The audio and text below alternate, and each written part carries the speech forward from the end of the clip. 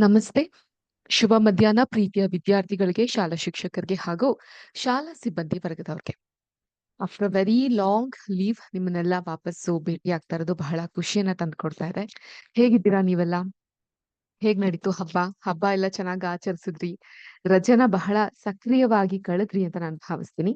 ಇದನ್ನ ಹೇಳ್ತಾ ಇವತ್ತಿನ ವಿದ್ಯಾಶಕ್ತಿಯ ವಿಜ್ಞಾನದ ತರಗತಿಗೆ ತಮ್ಮೆಲ್ಲರಿಗೂ ಕೂಡ ಆತ್ಮೀಯವಾದಂತಹ ಸ್ವಾಗತ ಕೋರ್ತಾ ಇರೋದು ನಾನು ನಿಮ್ಮ ವಿಜ್ಞಾನದ ಶಿಕ್ಷಕಿ ರಶ್ಮಿತಾ ಮಲ್ನಾಡ್.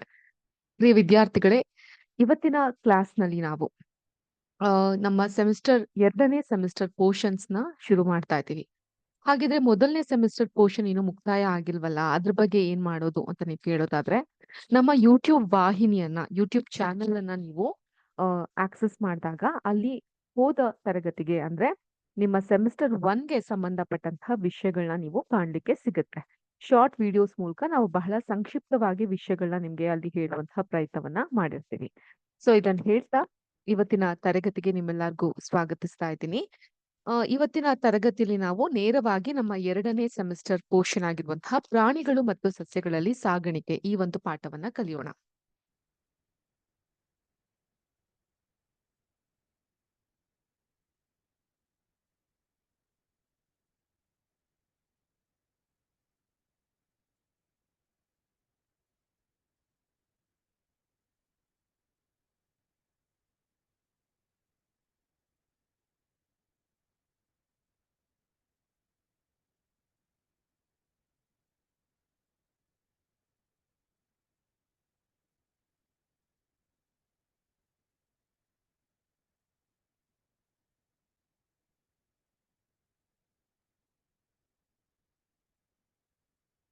ಏನ್ ಅರ್ಥ ಆಗುತ್ತೆ ನಿಮ್ಗೆ ಪ್ರಾಣಿಗಳು ಮತ್ತು ಸಸ್ಯಗಳಲ್ಲಿ ಸಾಗಾಣಿಕೆ ಅಂತ ನಾನು ಹೇಳ್ತಾ ಇದ್ದಂಗೆ? ಬಯೋಲಾಜಿಕಲ್ ಆಗಿ, ಜೈವಿಕವಾಗಿ ಎಲ್ಲಾ ಜೀವಿಗಳು ಬದುಕಲು ಆಹಾರ, ನೀರು ಮತ್ತು ಆಕ್ಸಿಜನ್ ಅಗತ್ಯ ಅಂತ ನಮ್ಮೆಲ್ಲರಿಗೂ ಗೊತ್ತು. ಹೌದಲ್ವಾ? ನಾವೆಲ್ಲ ಸರಾಗವಾಗಿ, ಆರೋಗ್ಯಕರವಾಗಿ ಬದುಕಬೇಕು ಅಂತ ಹೇಳಿದ್ರೆ ನಮ್ಗೆ ತಿನ್ಲಿಕ್ಕೆ ಒಳ್ಳೆ ಆಹಾರ ಬೇಕು. ಶಕ್ತಿಯುತವಾದಂಥ, ಪೌಷ್ಟಿಕದಾಯಕವಾದಂತಹ ಆಹಾರ ಬೇಕು. ಕುಡಿಲಿಕ್ಕೆ ಶುದ್ಧವಾದಂಥ ನೀರು ಬೇಕು. ಜೊತೆಗೆ ಉಸಿರಾಟವನ್ನ ಮಾಡ್ಲಿಕ್ಕೆ ಆಕ್ಸಿಜನ್ ಬೇಕು. ಇದು ಮೂಲಭೂತವಾಗಿ ಒಂದು ಜೀವಿ ಬದುಕಲಿಕ್ಕೆ ಬೇಕಾಗಿರುವಂತಹದ್ದು. ಇವೆಲ್ಲವೂ ಕೂಡ ದೇಹದ ವಿವಿಧ ಭಾಗಗಳಿಗೆ ತಲುಪಿಸುವಂತಹ ಅಗತ್ಯ ಜೀವಿಗಳಿಗಿರುತ್ತೆ. ಜೊತೆಗೆ ತ್ಯಾಜ್ಯಗಳನ್ನ ಅವು ಹೊರಹಾಕುವ ಭಾಗಗಳಿಗೂ ತಲುಪಿಸಬೇಕಾಗಿರುವಂತಹ ಅಗತ್ಯ ಪ್ರಾಣಿಗಳಿಗಿರುತ್ತೆ. ಸೊ ಏನ್ ಮಾಡ್ಬೇಕು, ನಾವು ಏನೇ ಆಹಾರ, ನೀರು ಅಥವಾ ಆಕ್ಸಿಜನ್ ಅನ್ನ ತೆಗೆದುಕೊಂಡ್ರು ದೇಹದ ಪ್ರತಿಯೊಂದು ಭಾಗಕ್ಕೂ ಅದು ತಲುಪಬೇಕಾಗಿರುವಂತಹ ಅಗತ್ಯ ಇರುತ್ತೆ. ಹೀಗೆ ಇವೆಲ್ಲ ಸಾಧ್ಯವಾಗುವುದು ಹೇಗೆ ಅಂತ ಹೇಳಿದ್ರೆ ನಮ್ಮ ಒಂದು ದೇಹದ ಪರಿಚಲನಾ ವ್ಯೂಹದಿಂದ.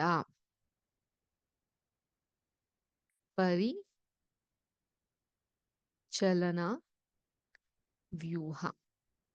ಜೀರ್ಣಾಂಗ ವ್ಯೂಹ ಯಾವ ರೀತಿ ಇರುತ್ತೋ, ಕ್ಷಮಿಸಿ, ಪರಿಚಲನಾ ವ್ಯೂಹ ಅದೇ ರೀತಿ ಈ ಪರಿಚಲನಾ ವ್ಯೂಹ ಕೂಡ ಇರುತ್ತೆ. ಪರಿಚಲನಾ ವ್ಯೂಹ ಅಂತ ಹೇಳಿದ್ರೆ ಸರ್ಕ್ಯುಲೇಟರಿ ಸಿಸ್ಟಮ್.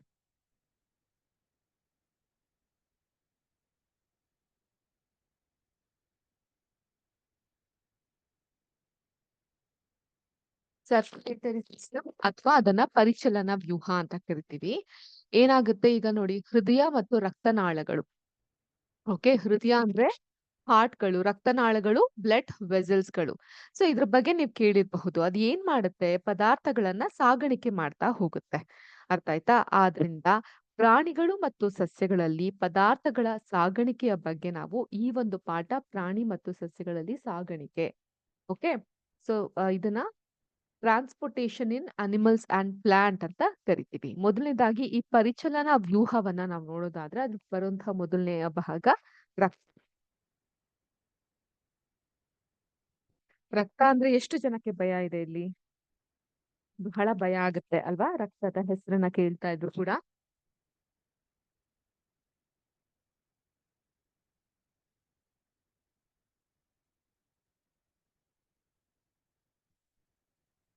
ಇದು ಮೊದಲ ಪರಿಚಲನಾ ವ್ಯೂಹದ ಬಗ್ಗೆ ಮಾತಾಡ್ತಾ ಇದ್ದಾಗ ಮೊದಲು ನಾವು ತಿಳ್ಕೊಬೇಕಾಗಿರೋದು ರಕ್ತದ ಬಗ್ಗೆ.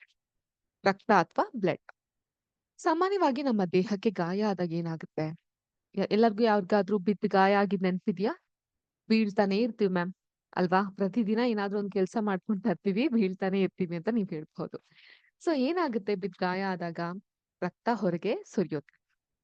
ಸೊ ಈ ರಕ್ತ ಅಂತ ಹೇಳಿದ್ರೆ ಏನು? ಸೊ ರಕ್ತವು ರಕ್ತನಾಳಗಳಲ್ಲಿ ಹರಿಯುವಂತಹ ದ್ರವ. ನೋಟ್ ಮಾಡಿ. ರಕ್ತವು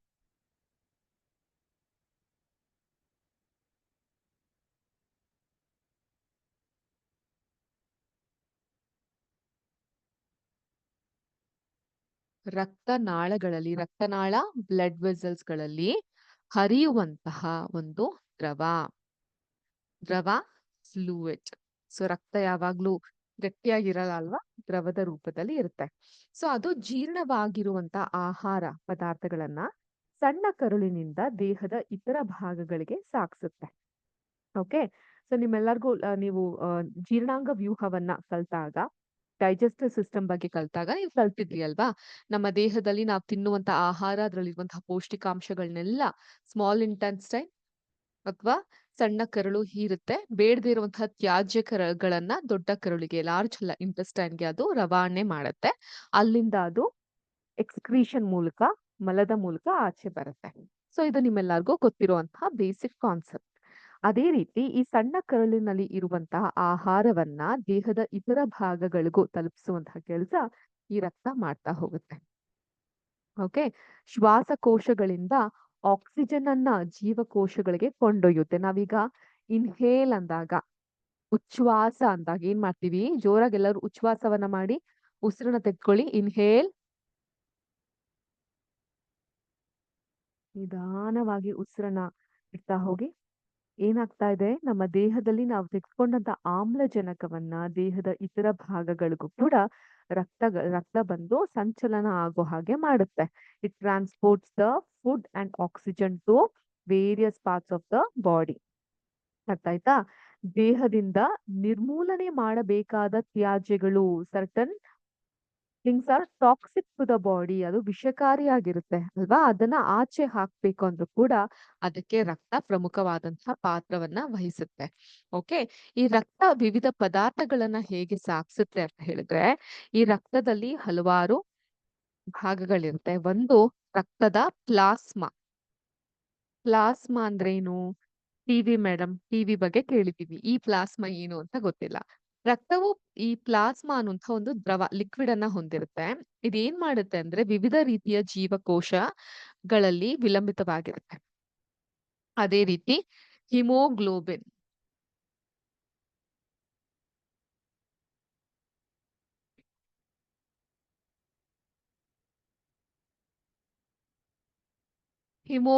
ಈ ಹಿಮೋಗ್ಲೋಬಿನ್ ಕೆಲಸ ಏನು? ಈಗ ರಕ್ತಕ್ಕೆ ಕೆಂಪು ವರ್ಣಕವನ್ನ ನೀಡೋದು. ಅರ್ಥ ಆಯ್ತಾ? ಈ ಹಿಮೋಗ್ಲೋಬಿನ್ ಇಂದಾನೆ ರಕ್ತಕ್ಕೆ ಯಾವ ಬಣ್ಣ ಇರುತ್ತೆ? ರಕ್ತ ಯಾವ ಬಣ್ಣ ಇರುತ್ತೆ? ಕೆಂಪು. ಯಾರ್ದಾದ್ರೂ ರಕ್ತ ನೀಲಿ ಬಣ್ಣ ಇರೋದುಂಟೆ? ಬಿಳಿಯ ಬಣ್ಣದಲ್ಲಿ ಇರೋದುಂಟೆ? ಇಲ್ಲ. ರಕ್ತದಲ್ಲಿ ಈ ಹಿಮೋಗ್ಲೋಬಿನ್ ಇರೋದ್ರಿಂದನೇ ರಕ್ತದ ಬಣ್ಣ ಕೆಂಪಾಗಿ ಇರುತ್ತೆ. ಅದೇ ರೀತಿ ಕೆಂಪು ರಕ್ತ ಕಣಗಳು ಅಂತ ಒಂದಿರುತ್ತೆ. ಅದನ್ನ ನಾವು ರೆಡ್ ಬ್ಲಡ್ ಸೆಲ್ಸ್ ಅಂತ ಕರಿತೀವಿ. ಓಕೆ. RBC ಅಂತ ಇಲ್ಲಿ ಬರ್ತಿರ್ತೀನಿ.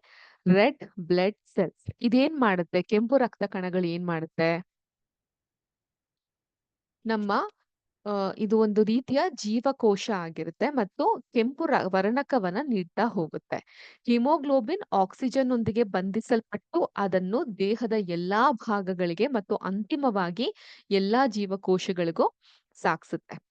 ಹಿಮೋಗ್ಲೋಬಿನ್ ಇಲ್ಲದೆ ದೇಹದ ಎಲ್ಲಾ ಕೋಶಗಳಿಗೆ ಸಮರ್ಥವಾಗಿ ಆಕ್ಸಿಜನ್ ಒದಗಿಸೋದು ಕಷ್ಟ ಆಗುತ್ತೆ. ಹಿಮೋಗ್ಲೋಬಿನ್ ಇರುವಿಕೆಯು ರಕ್ತವನ್ನ ಕೆಂಪಾಗಿ ಕಾಣುವಂತೆ ಮಾಡುತ್ತೆ. ಸೊ ಹಿಮೋಗ್ಲೋಬಿನ್ ಅಲ್ಲಿ ರೆಡ್ ಬ್ಲಡ್ ಸೆಲ್ಸ್ ಇರುತ್ತೆ. ಇದು ರಕ್ತವು ಕೆಂಪು ಬಣ್ಣವಾಗಿ ಇರ್ಲಿಕ್ಕೆ ಕಾರಣಕರ್ತವಾಗಿರುತ್ತೆ. ಇದಿಲ್ಲ ಅಂತ ಹೇಳಿದ್ರೆ ಏನಾಗುತ್ತೆ? ಯಾವ ಜೀವಕೋಶಗಳಿಗೂ ಕೂಡ ಆಕ್ಸಿಜನ್ ಒದಗಿಸ್ಲಿಕ್ಕೆ ಸಾಧ್ಯ ಆಗೋದಿಲ್ಲ. ಅದಕ್ಕೆ RBC ಬಹಳ ಒಳ್ಳೇದು. ಹಿಮೋಗ್ಲೋಬಿನ್ ತುಂಬಾ ಒಳ್ಳೇದು. ಅದೇ ತರ WBC ಅಂತ ಕೇಳಿರಬಹುದು. ಏನಿದು? ವೈಟ್ ಬ್ಲಡ್ ಸೆಲ್ಸ್ ಅಥವಾ ಬಿಳಿ ರಕ್ತ ಕಣಗಳು. ಇದು ನಮ್ಮ ದೇಹವನ್ನ ಪ್ರವೇಶಿಸಬಹುದಾದಂತಹ ಕೀಟಾಣುಗಳ ವಿರುದ್ಧ ಹೋರಾಡುತ್ತೆ.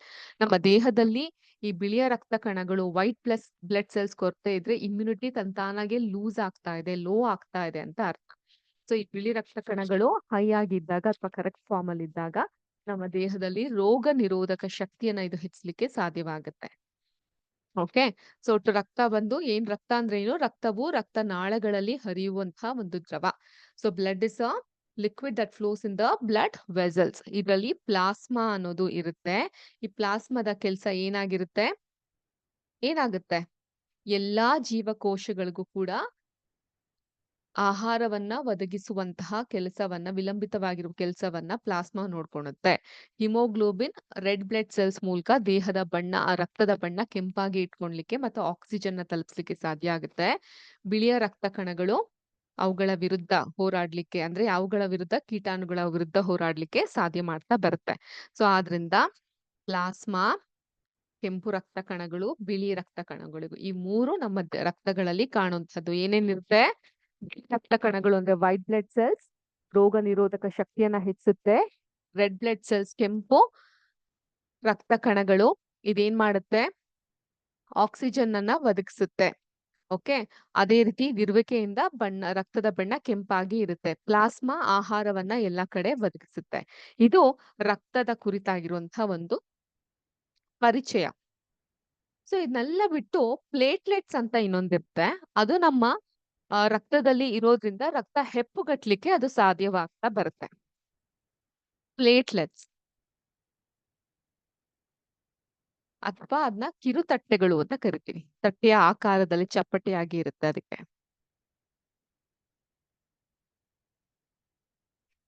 ಓಕೆ. ನೋಟ್ ಮಾಡ್ಕೊಂಡಿದ್ದೀರಾ ಅಂತ ನಾನು ಭಾವಿಸ್ತೀನಿ. ಎಲ್ಲರಿಗೂ ನನ್ನ ಸ್ಕ್ರೀನ್ ಕಾಣಿಸ್ತಾ ಇದ್ಯಾ? ಓಕೆ. ಏನಿದು? ಈ ಕೆಂಪು, ನೀಲಿ ಅವೆಲ್ಲ ಬಂದು ರಕ್ತದ ಕಣಗಳು. ಸೊ ಈ ಒಂದು ದೇಹದಲ್ಲಿ ಕನೆಕ್ಟ್ ಆಗ್ಲಿಕ್ಕೆ ಇರುವಂತಹ ಕನೆಕ್ಟರ್ಸ್ ಅಂತ ಕರಿಬಹುದು. ಇಲ್ಲಿ ಹೃದಯವನ್ನ ಕಾಣಬಹುದು. ಮಾನವನ ಎಲುಬಿನ ಮೂಳೆಗಳನ್ನ ಕಾಣ್ತಾ ಹೋಗಬಹುದು. ಸೊ ಇದೇನಿದು? Connective devices. ಈ ರೀತಿಯಾಗಿ ಮಾನವನ ದೇಹ ಇರುತ್ತೆ. ಇಲ್ಲಿ ನರ್ವ್ಸ್ಗಳು, ನರಗಳು ಒಂದಕ್ಕೊಂದು ಜೋಡಣೆಯಾಗಿ ಇರೋದನ್ನ ನೀವು ಕಾಣಬಹುದು. Please have a look at this picture.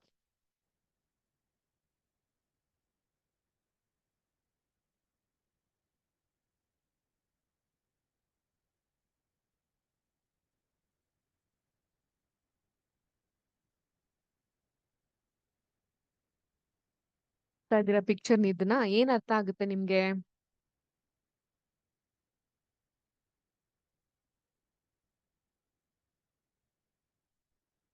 ರಕ್ತ ಪರಿಚಲನಾ ವ್ಯವಸ್ಥೆಯನ್ನ ನೀವು ನೋಡಬಹುದು. How a blood ಸರ್ಕ್ಯುಲೇಟ್ಸ್.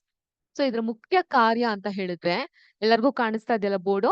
ಇದ್ರ ಮುಖ್ಯ ಕಾರ್ಯ ಅಂದ್ರೆ ಹೃದಯ ಮತ್ತು ಅಪಧಮನಿಗಳು, ರಕ್ತನಾಳಗಳು ಮತ್ತು ಕ್ಯಾಪಿಲರಿಗಳು ಸಹಾಯದಿಂದ ದೇಹದ ಎಲ್ಲಾ ಭಾಗಗಳಿಗೆ ಆಮ್ಲಜನಕ ಮತ್ತು ಪೋಷಕಾಂಶಗಳನ್ನ ಒಯ್ಯುವುದು ಹಾಗೂ ತ್ಯಾಜ್ಯಗಳನ್ನ ಹೊರಗೆ ಹಾಕುವುದು.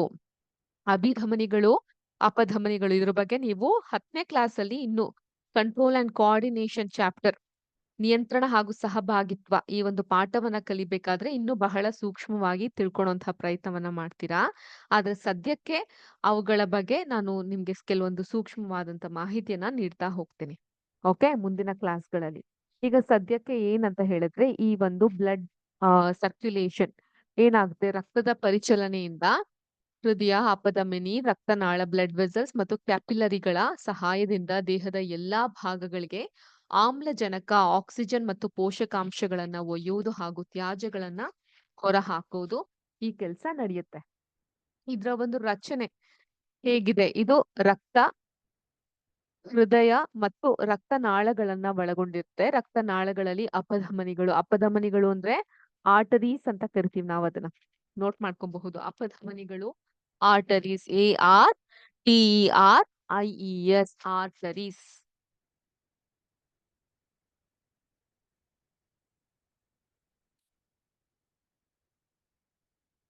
ರಕ್ತನಾಳಗಳು ಅಂದ್ರೆ ಬ್ಲಡ್ ವೆಸಲ್ಸ್ ಅಥವಾ ವೇನ್ಸ್ ಅಂತ ಕರಿತೀವಿ. ನಮ್ಮ ಕೈಗಳಲ್ಲಿ ಕಾಣಬಹುದು ನೀವು. ನಿಮ್ಮ ಕೈಯನ್ನ ಬಿಸಿಯಾಗಿ ಹಿಡಿದಾಗ ಪ್ರೆಸ್ ಮಾಡಿ ನೋಡಿ, ಇಲ್ಲಿ ನಿಮ್ಗೆ ವೇನ್ಸ್ ಕಾಣಿಸುತ್ತೆ, ನರಗಳು ಕಾಣುತ್ತೆ. ಅದನ್ನ ನಾವು ವೇನ್ಸ್ ಅಂತ ಕರಿತೀವಿ.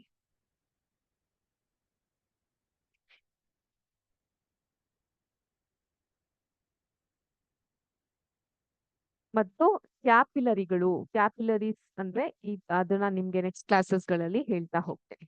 ಓಕೆ. ಸೊ ಇದು ಏನ್ ಫಂಕ್ಷನ್, ಇದು ಕೆಲಸ ಏನ್ ಮಾಡುತ್ತೆ? ಸೊ ನೋಟ್ ಮಾಡ್ಕೊಂತಿದ್ರ ಇದನ್ನೆಲ್ಲ ನೀವು?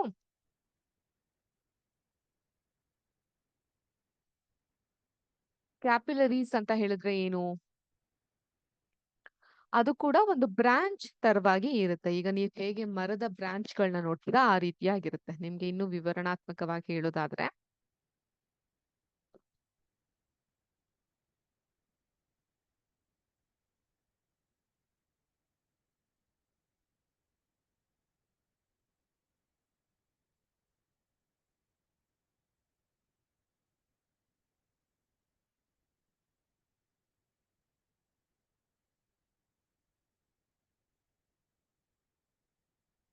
ಈ ರೀತಿಯಾಗಿ ಇರುತ್ತೆ.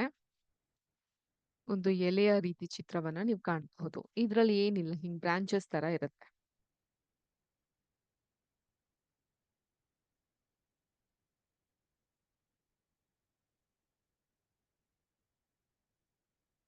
ಓಕೆ. ಇದನ್ನ ನಾವು ಕ್ಯಾಪಿಲರಿ ಅಂತ ಕರಿತೀವಿ. ಇದು ಅಪಧಮನಿ, ಅಭಿಧಮನಿ ಆಗಿದ್ರೆ ಸೊ ಇದು ಕ್ಯಾಪಿಲರಿಯ ಭಾಗ ಆಗಿರುತ್ತೆ. ಓಕೆ.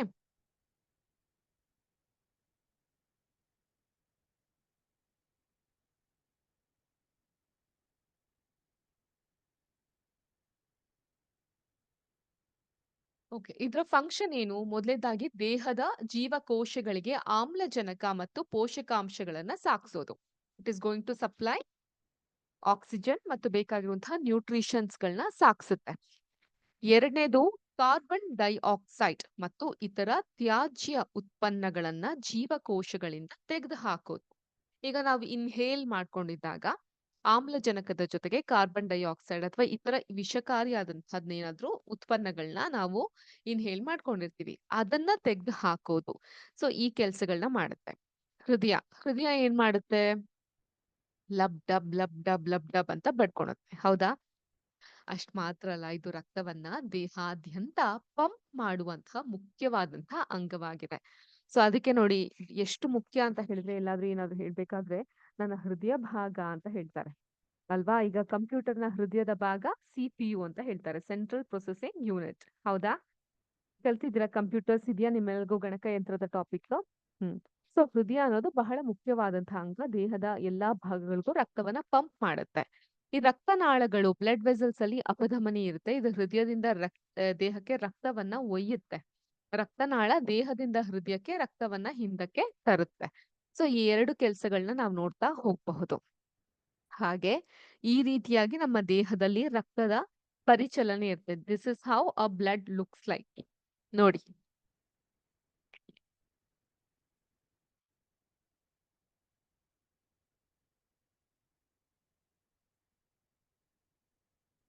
ಈ ರೀತಿಯಾಗಿ ರಕ್ತದ ಪರಿಚಲನೆಯನ್ನ ನೀವು ಕಾಣ್ತಾ ಹೋಗಬಹುದು. ತಟ್ಟೆಯ ಆಕಾರದಲ್ಲಿ ಇರುತ್ತೆ. ರಂಧ್ರದ ಒಳಗೆ ಇದು ಟ್ರಾನ್ಸ್ಕ್ಯಾಂಡ್ ಆಗಿ ಹೋಗ್ತಾ ಇರುತ್ತೆ.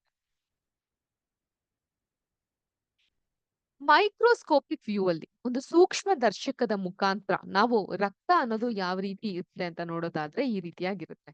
ಈಗ ಸಾಮಾನ್ಯ ನಮ್ಗೆ ಹುಷಾರಿಲ್ಲ, ವಿಪರೀತವಾದ ಸುಸ್ತಿದೆ ಅಥವಾ ವೈರಲ್ ಫೀವರ್ ಇದೆ, ಬಿಟ್ಟು ಬಿಟ್ಟು ಜ್ವರಗಳು ಬರ್ತಾ ಇದೆ ಅಂದಾಗ ಏನ್ ಹೇಳ್ತಾರೆ ವೈದ್ಯರು?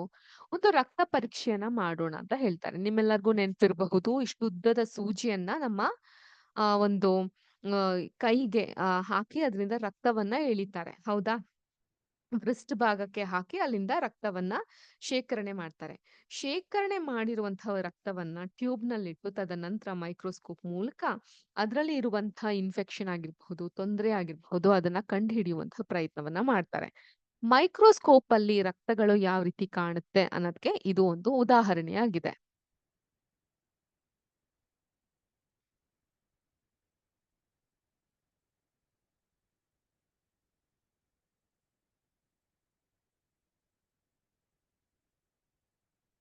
ಓಕೆ. ಮತ್ತೆ ನಾನು ಕೆಲವೊಂದು ನೈಜವಾದಂತಹ ಪಿಕ್ಚರ್ಸ್‌ನ ನಿಮ್ಗೆ ತೋರ್ಸ್ಲಿಕ್ಕಾಗಲ್ಲ. ಆದ್ರೆ ಇದನ್ನ ನೀವು ಗಮನಿಸಿದಾಗ ಏನಾಗುತ್ತೆ, ಅಕಸ್ಮಾತ್ ನಾವೆಲ್ಲಾದ್ರೂ ಓಡ್ತಾ ಇರ್ತೀವಿ, ಬಿದ್ದು ಗಾಯ ಆಗ್ಬಿಡುತ್ತೆ. ಅವಾಗ ಏನಾಗುತ್ತೆ, ರಕ್ತ ಒಂದೇ ಸಮನೆ ಓತಾಪ್ರೋತವಾಗಿ ಬಿದ್ದ ಜಾಗದಿಂದ ಹೊರಬರುತ್ತೆ. ಇದನ್ನ ನಾವು ರನ್ನಿಂಗ್ ಬ್ಲಡ್ ಅಂತ ಕರಿತೀವಿ. ಅರ್ಥ ಆಯ್ತಾ? ಸೊ ನಮ್ಮ ದೇಹದಲ್ಲಿ ಈ ಒಂದು ಪ್ಲೇಟ್ಲೆಟ್ಸ್ ಅನ್ನುವಂತಹ ಅಂಶ ಇರೋದ್ರಿಂದ, ಕಿರುತಟ್ಟೆಗಳು ಅಂಶ ಇರೋದ್ರಿಂದ, ಈ ರನ್ನಿಂಗ್ ಬ್ಲಡ್ ಕ್ಲಾಟ್ ಆಗುತ್ತೆ. ಇದು ಗಟ್ಟಿಯಾಗಿ ಹೆಪ್ಪುಗಟ್ಟಂಗ್ ಆಗುತ್ತೆ. ಸೊ ಒಂದೊಂದ್ಸಲ ನೀವೇನು ಔಷಧಿ ಹಾಕ್ತಾ ಇದ್ರು ಕೂಡ ತನ್ನಿಂದ ತಾನೇ ಬ್ಲಡ್ ಕ್ಲಾಟ್ ಆಗುತ್ತೆ. ಅಂದ್ರೆ ಹೆಪ್ಪುಗಟ್ಟೋದಾಗುತ್ತೆ. ಇದಕ್ಕ ಇರುವಂತಹ ಮುಖ್ಯ ಕಾರಣ ನಮ್ಮ ದೇಹದಲ್ಲಿ ಇರುವಂತಹ ಪ್ಲೇಟ್ಲೆಟ್ಸ್‌ಗಳು, ಕಿರುತಟ್ಟೆಗಳು ಇದಕ್ಕೆ ಮುಖ್ಯ ಕಾರಣ ಆಗ್ತಾ ಬರುತ್ತೆ. ಇದಿಷ್ಟು ರಕ್ತದ ಕುರಿತು ಇರುವಂತಹ ಕೆಲವೊಂದು ವಿಷಯಗಳು.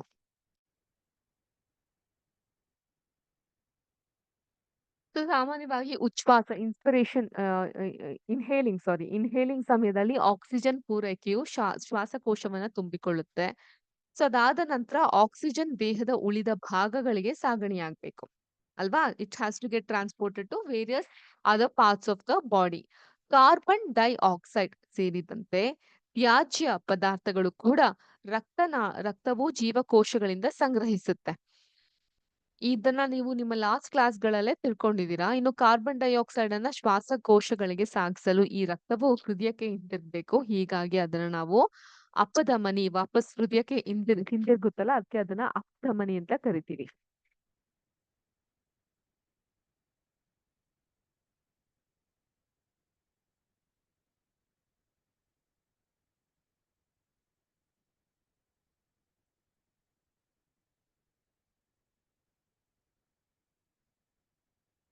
ಅಪಧಮನಿ ಅಂದ್ರೆ ಆರ್ಟರಿ.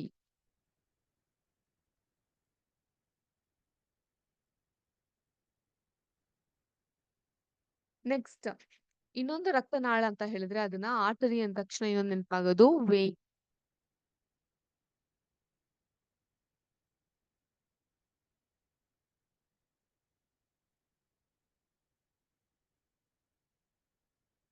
ಅಭಿಧಮನಿ. ಸೊ ಅಪಧಮನಿ, ಅಭಿಧಮನಿ. ಈ ಅಪಧಮನಿಗಳು ಆಕ್ಸಿಜನ್ ಯುಕ್ತ ರಕ್ತವನ್ನ ಹೃದಯದಿಂದ ದೇಹದ ಎಲ್ಲಾ ಭಾಗಗಳಿಗೆ ಕೊಂಡೊಯ್ಯುತ್ತೆ. ಸೊ ಇದು ಹೃದಯದಿಂದ ವಿವಿಧ ಎಲ್ಲಾ ಭಾಗಗಳಿಗೆ ಇದು ಕೊಂಡೊಯ್ತಾ ಬರುತ್ತೆ ಆಕ್ಸಿಜನ್ ಯುಕ್ತವಾದಂತಹ ರಕ್ತವನ್ನ. ರಕ್ತ ಚಲನೆಯು ತೀವ್ರ ಗತಿಯಲ್ಲಿ ಮತ್ತು ಹೆಚ್ಚಿನ ಒತ್ತಡದಲ್ಲಿ ಇರುವುದರಿಂದ ಉಪಧಮನಿಗಳು ದಪ್ಪನಾದ ಸ್ಥಿತಿಸ್ಥಾಪಕ ಭಿತ್ತಿಯನ್ನ ಹೊಂದಿರುತ್ತೆ. ಇದಿಷ್ಟು ಅಪಧಮನಿಗಳ ಬಗ್ಗೆ.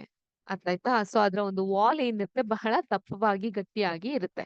ಅಪಧಮನಿಗಳ ಮೂಲಕ ರಕ್ತ ಚಲನೆಯನ್ನ ಅಧ್ಯಯನ ಮಾಡಲು ಒಂದು ಚಟುವಟಿಕೆಯನ್ನ ಮಾಡುವಂತಹ ಕೆಲಸವನ್ನ ಮಾಡೋಣ ಈಗ. ಏನು? ನಿಮ್ಮ ಬಲಗೈನ ಮಧ್ಯದ ಮತ್ತು ತೋರು ಬೆರಳುಗಳನ್ನ ಎಡೆಮಣಿ ಕಟ್ಟಿನ ಒಳಭಾಗದ ಮೇಲಿಡಿ. ಮಿಡಿಯುವ ಅನುಭವ ಆಗ್ತಾ ಇದೆ ಅನ್ನೋದನ್ನ ಚೆಕ್ ಮಾಡಿ.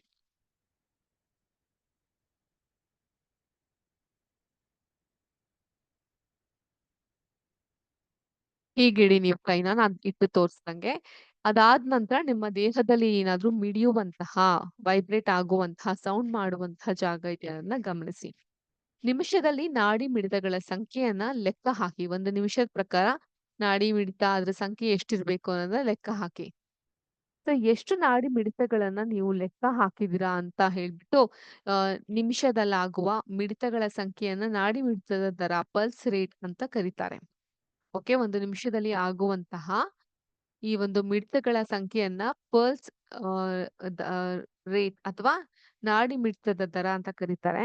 ವಿಶ್ರಾಂತಿಯಲ್ಲಿ ಇರುವ ವ್ಯಕ್ತಿ ವ್ಯಕ್ತಿಯು 1 ನಿಮಿಷಕ್ಕೆ 72ರಿಂದ 80ರವರೆಗೆ ನಾಡಿ ಮಿಡಿತವನ್ನ ಹೊಂದಿರ್ತಾನೆ. ಓಕೆ. ಒಬ್ಬ ವ್ಯಕ್ತಿ ವಿಶ್ರಾಂತಿಯಲ್ಲಿ ಇದ್ರೂ ಕೂಡ ಒಂದು ದಿನಕ್ಕೆ 72ರಿಂದ 80 72 ಟು 80 ಈ ಪ್ರಮಾಣದಲ್ಲಿ ನಾಡಿ ಮಿಡಿತದ ದರವನ್ನ ಹೊಂದಿರ್ತಾನೆ. ನಿಮ್ಮ ಆ ದೇಹದಲ್ಲಿ ನೀವು ನಾಡಿ ಮಿಡಿತದ ದರವನ್ನ ಅನುಭವಿಸುವ ಇತರ ಜಾಗಗಳನ್ನು ಪತ್ತೆ ಹಚ್ಚಿ. ನಿಮ್ಮ ಮತ್ತು ನಿಮ್ಮ ಸಹಪಾಠಿಗಳ ಪ್ರತಿ ನಿಮಿಷದಲ್ಲಿ ನಾಡಿ ಮಿಡಿತದ ದರವನ್ನ ದಾಖಲಿಸ್ಕೊಳ್ಳಿ. ನೀವು ಪಡೆದ ಮಾಹಿತಿಯನ್ನ ಕೋಷ್ಟಕ 7.1ರಲ್ಲಿ ಸೇರಿಸಿ ಮತ್ತು ಅವುಗಳನ್ನ ಹೋಲಿಸಿ. ಅರ್ಥ ಆಯ್ತಾ? ನಿಮ್ಮ ಹೆಸರು, ಪ್ರತಿ ನಿಮಿಷದ ನಾಡಿ ಮಿಡಿತ. ಇವುಗಳನ್ನ ನೀವು ಚೆಕ್ ಮಾಡ್ತಾ ಕಂಪೇರ್ ಮಾಡ್ತಾ ಬರಬಹುದು.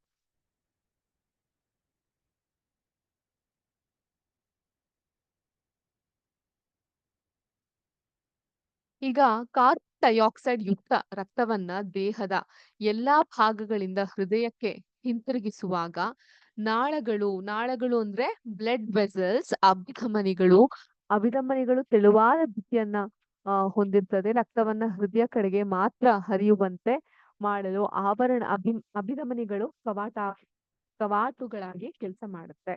ಅಂದ್ರೆ ಆಸ್ ಅ ಡೋರ್ ಕೀಪರ್ ಅದು ಕೆಲಸ ಮಾಡುತ್ತೆ ಅಂತ ಇಲ್ಲಿ ಹೇಳಬಹುದು. ಸೊ ನಿಮ್ಮ ಟೆಕ್ಸ್ಟ್ ಬುಕ್ ಅಲ್ಲಿ ಒಂದು ಬ್ಯೂಟಿಫುಲ್ ಆಗಿ ಒಂದು ಪಿಕ್ಚರೈಸೇಷನ್ ಮಾಡಿದ್ದಾರೆ. ಓಪನ್ ಮಾಡಿ ಪೇಜ್ ನಂಬರ್ 3.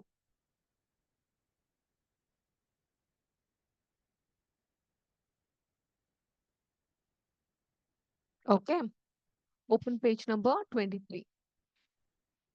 ಸೊ ಇಲ್ಲಿ ನೋಡಿ ನೀವು, ಶ್ವಾಸಕೋಶ ಇದೆ, ಹೃದಯ ಇದೆ. ಶೇರ್ ಮಾಡ್ಬೇಕಾ?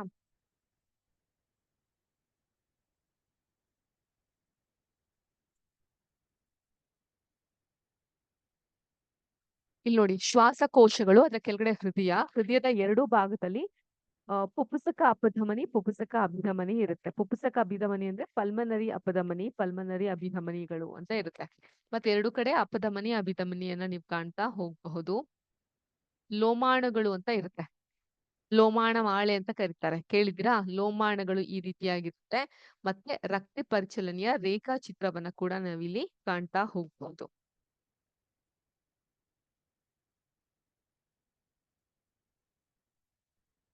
ತಿಳಿತಾ ಮಕ್ಳೇ? ಈಸಿ ಆಗ್ತಿದ್ಯಾ? ಅರ್ಥ ಆಗ್ತಾ ಇದೆಯಾ? ಯಾರಿಗಾದ್ರೂ ಎಲ್ಲಾದ್ರೂ ಡೌಟ್ಗಳು ಕ್ಲಿಯರ್ ಆಗದೆ ಇದ್ದಲ್ಲಿ ದಯವಿಟ್ಟು ಕೇಳಿ ತಿಳ್ಕೊಳ್ಬಹುದು.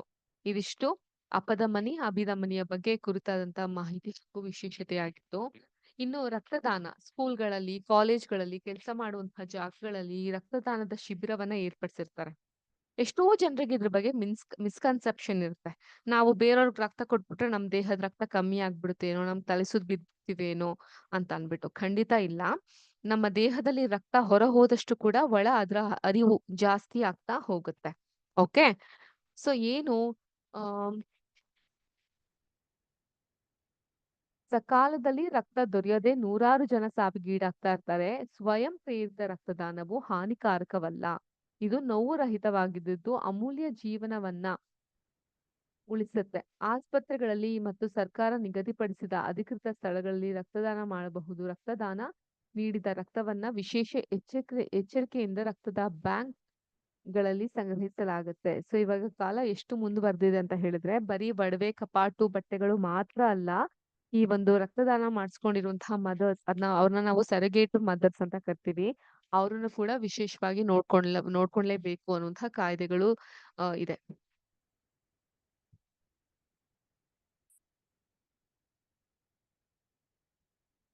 ನೆಕ್ಸ್ಟ್, ಹೃದಯದ ಬಗ್ಗೆ ತಿಳ್ಕೊಂತಾ ಹೋಗೋಣ. ಸೊ ಇವತ್ತಿನ ಕ್ಲಾಸ್ ನಲ್ಲಿ ರಕ್ತದ ಬಗ್ಗೆ ಸಾಕಷ್ಟು ವಿಷಯಗಳನ್ನ ತಿಳ್ಕೊಂಡ್ವಿ. ನೆಕ್ಸ್ಟ್ ಹೃದಯದ ಬಗ್ಗೆ ತಿಳ್ಕೊಂತಾ ಹೋಗೋಣ.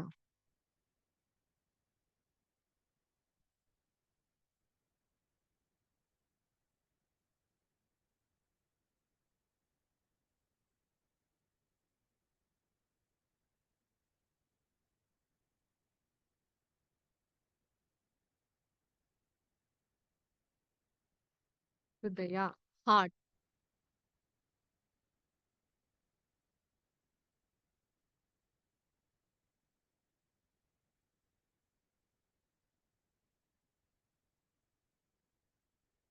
ಸೊ ಹೃದಯದ ಚಿತ್ರಣ ಯಾರಿಗಾದ್ರೂ ಮಾಡ್ಲಿಕ್ಕೆ ಬರುತ್ತಾ?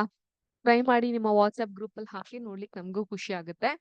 ಸೊ ಏನಾಗುತ್ತೆ, ಇದರ ಪದಾರ್ಥಗಳನ್ನ ತನ್ನೊಂದಿಗೆ ಕೊಂಡೊಯ್ಯುವ ರಕ್ತದ ಸಾಗಾಣಿಕೆ ಪಂಪ್ ನಂತೆ ವರ್ತಿಸುವಂತಹ ಅಂಗ ಅಂದ್ರೆ ಅದು ಹೃದಯ. ಬಹಳ ವರ್ಷಗಳವರೆಗೆ ನಿರಂತರವಾಗಿ ಕೆಲಸ ಮಾಡುವ ಒಂದು ಪಂಪ್ ಅನ್ನ ಕಲ್ಪಿಸಿಕೊಳ್ಳಿ. ಇದು ಖಂಡಿತವಾಗಿಯೂ ಅಸಾಧ್ಯ. ಆದ್ರೂ ನಮ್ಮ ಹೃದಯವು ತಡೆರಹಿತ ಪಂಪಿನಂತೆ ಕೆಲಸ ಮಾಡ್ತಾನೆ ಇದೆ. ಅಂಡ್ ಆಲ್ಮೋಸ್ಟ್ ಈ ಹೃದಯದ ಆರೋಗ್ಯವನ್ನ ಕಾಪಾಡ್ಕೊಳ್ಲಿಕ್ಕೆ ನಾವುಗಳು ಒಂದ್ ಸ್ವಲ್ಪ ಮುಂದಾಳತ್ವವನ್ನ ತೆಗೆದುಕೊಂಡು ವಾಕಿಂಗ್ ಮಾಡೋದಾಗಿರಬಹುದು, ಅಥವಾ ಪ್ರಕೃತಿಯ ಜೊತೆಗೆ ಒಂದ್ ಸ್ವಲ್ಪ ಸಂದರ್ಭವನ್ನ ಕಳೆಯೋದಾಗಿರಬಹುದು, ಇಂಥ ಕೆಲಸಗಳನ್ನ ಮಾಡ್ತಾ ಇರ್ಬೇಕಾಗತ್ತೆ. ಓಕೆ, ಹಾಗಾಗಿ ಹೃದಯ ಬಂದು ಏನ್ ಮಾಡುತ್ತೆ, ಸೊ ಬಹಳ ಮುಖ್ಯವಾದಂತಹ ಅಂಗ ಇದು. ನಮ್ಮ ದೇಹದಲ್ಲಿ ಇರುವಂತಹ ಟಾಕ್ಸಿಕನ್ಸ್ ನ ಆಚೆ ಹಾಕ್ಲಿಕ್ಕೆ ಅಷ್ಟ್ ಮಾತ್ರ ಅಲ್ಲದೆ ಒಂದು ಪಂಪ್ ರೀತಿ ಕೆಲಸ ಮಾಡ್ತಾ ಹೋಗುತ್ತೆ. ಎದೆಯ ಕುಹರದಲ್ಲಿ ಕೆಳ ತುದಿ ಸ್ವಲ್ಪ ಎಡೆಗಡೆಗೆ ವಾಲಿಕೊಂಡಿರುವಂತೆ ಹೃದಯವಿದೆ. ನಿಮ್ಮ ಬೆರಳುಗಳನ್ನ ಹಸ್ತದ ಒಳಗಡೆ ಮಡಚಿ ಹಿಡಿಯಿರಿ. ಅದು ನಿಮ್ಮ ನಿಮ್ಮ ಹೃದಯ ಸುಮಾರಾಗಿ ಒಂದು ಮುಷ್ಟಿಯ ಗಾತ್ರದಲ್ಲಿದೆ ಅನ್ನೋದನ್ನ ಗಮನಿಸಿ. ಸೊ ಒಂದಿಷ್ಟು ಗಾತ್ರದಲ್ಲಿ ಇರುತ್ತೆ. ಒಂದು ಮುಷ್ಟಿ ಯಾವ ಮುಷ್ಟಿ ಇದೆಯೋ ಅಷ್ಟು ಗಾತ್ರದಲ್ಲಿ ನಮ್ಮ ಹೃದಯ ಇರುತ್ತೆ. ಇಷ್ಟು ಅಗ್ಲ ಇರೋದಿಲ್ಲ ಫಿಲಂಗಳಲ್ಲಿ ತೋರಿಸೋ ಹಾಗೆ. ಅದನ್ನ ಫೀಲ್ ಕೂಡ ಮಾಡ್ಕೋಬಹುದು. ನಿಮ್ಮ ಸ್ಟ್ರೇಟ್ ಆಗಿ ಕುತ್ಕೊಳ್ಳಿ. Spine should be correct. ಎಲ್ಲಾರು ಸ್ಟ್ರೈಟ್ ಆಗಿ ಕುತ್ಕೊಳ್ಳಿ. ನಿಮ್ಮ ಕೈಯನ್ನ ತೆಗೆದುಕೊಂಡು ಮಡಚಿ ಆ ನಂತರದಲ್ಲಿ ನೀವು ಒಂದು ಹೃದಯದ ಕಡೆಗೆ ಅದನ್ನ ಇಡಿ. ಅಲ್ಲಿ ನಿಮ್ಗೆ ಶಬ್ದ ಬರೋದು ಕೇಳಿಸುತ್ತೆ. ಕೇಳಿಸ್ತಾ ಇದೆಯಾ? ಏನ್ ಹೇಳ್ತಾ ಇದೆ ಶಬ್ದ? ಲಬ್ ಡಬ್ ಅಂತಿದೆ. ಬೇರೆ ಏನಾದ್ರು ಹೇಳ್ತಾ ಇದೆಯಾ? ಹೇಳುತ್ತೆ ಮೇಡಮ್. ಆದ್ರೆ ಈಗ ನಾವು ಹೇಳೋ ಸ್ಥಿತಿಲಿ ಇಲ್ಲ. ಹೌದಾ? ಓಕೆ. ಸೊ ಮುಂದಿನ ಕ್ಲಾಸ್‌ನಲ್ಲಿ ಹೃದಯದ ಬಗ್ಗೆ ನಾವು ತಿಳ್ಕೊಂತಾ ಬರೋಣ. ಮೀನ್ ವೈಲ್ 2 ಹೋಂವರ್ಕ್ ಅನ್ನ ನಾನು ನಿಮ್ಗೆ ಕೊಟ್ಟಿರ್ತೀನಿ. ಒಂದು ಹೃದಯದ ಚಿತ್ರಣವನ್ನ ಬಿಡಿಸ್ಕೊಂತಾ ಬನ್ನಿ ಅಂತ ಅಂದ್ಬಿಟ್ಟು. ಸೊ ಮತ್ತೊಂದು ಹೋಂವರ್ಕ್ ಏನ್ ಕೊಟ್ಟಿದ್ದೆ ನಾನ್ ನಿಮ್ಗೆ?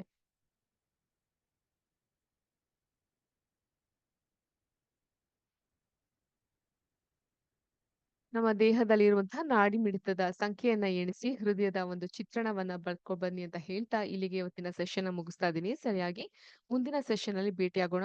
ಅಲ್ಲಿವರೆಗೂ ಎಲ್ಲರಿಗೂ ಶುಭ ದಿನ. ಜೈ ಹಿಂದ್, ಜೈ ಕರ್ನಾಟಕ ಮಾತೆ, ಜೈ ವಿದ್ಯಾಶಕ್ತಿ. ನಮಸ್ಕಾರ.